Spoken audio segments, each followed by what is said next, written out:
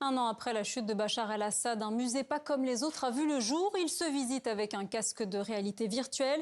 Créé par d'anciens détenus et des citoyens syriens, il reconstitue l'enfer des prisons du régime pour que la mémoire des disparus ne soit jamais effacée. Héloïse Blondel, Thomas Fung et Bouchra Al-Zoubi.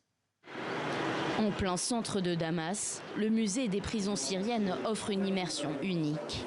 Grâce à ce casque de réalité virtuelle, Amal peut se déplacer pour la première fois dans la prison où son père a été détenu puis relâché. Est-ce que tu vois la prison là devant toi? Oui, je vois. Devant ses yeux, les cellules et les sous-sols de la branche 215.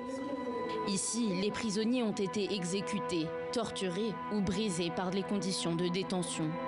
Entre 2011 et 2020, pas moins de 1500 détenus y ont perdu la vie. Sur les murs sont encore gravées les traces de leur passage. Ce que les gens ont vécu est indescriptible. C'est l'enfer total. Il y a eu beaucoup de gens blessés et nous, on doit ressentir cette douleur. Sinon, on ne pourra pas les aider.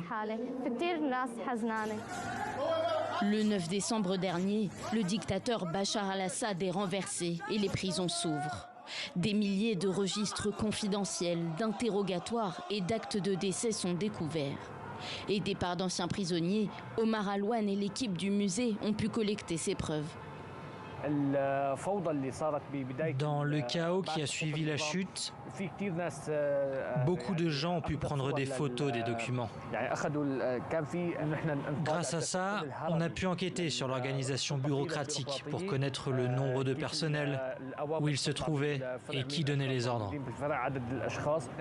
Aujourd'hui, on travaille pour montrer la vérité. Et ça, c'est le premier pas. Une étape essentielle pour les proches sans réponse. Le fils et le mari de Mariam Hassan ont disparu le 16 septembre 2013. Depuis 12 ans, plus aucune nouvelle. Pour elle, comme pour d'autres, ce musée est une façon de se souvenir de ceux qui ont disparu. Ça a été douloureux de voir comment il vivait. J'ai prié pour qu'il soit mort après le premier mois de détention quand j'ai vu ça.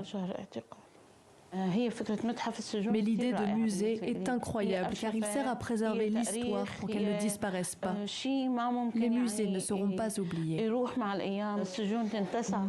Un travail de mémoire et de vérité est devenu indispensable.